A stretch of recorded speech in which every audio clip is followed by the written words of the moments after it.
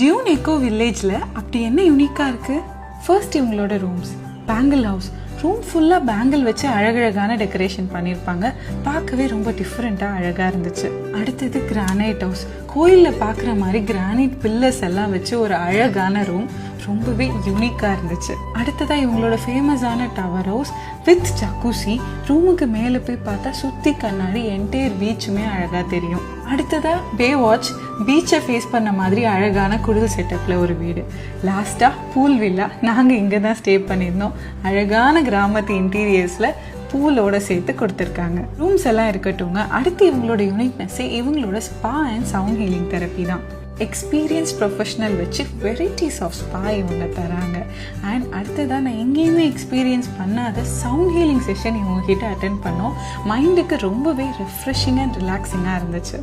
இதெல்லாம் போக நமக்கு எல்லாருக்கும் ஒரு பெரிய ப்ளே ஏரியா, பெரிய ஸ்விம்மிங் பூல் அண்ட் ஒரு அழகான ப்ரைவேட் பீச்சும் இருக்குது. இவங்க ரெஸ்டாரண்ட்டில் 3 வேளையும் நமக்கு பிடிச்ச மாதிரி வெரைட்டியான டிஷ்ஷஸ் சமைச்சு தராங்க. அண்ட் எனக்கு ரொம்ப பிடிச்சது நம்ம வீட்டு குழந்தைங்களுக்காக ஸ்பெஷல் கிட் ஃப்ரெண்ட்லி மெனு கூட இருக்குது.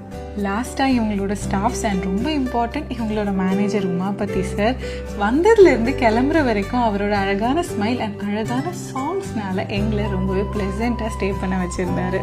என் உயிரின் மெல்லிசையே உன் உயிராய் நானடி, என் இரவின் வெண்ணிலவே தோழில்.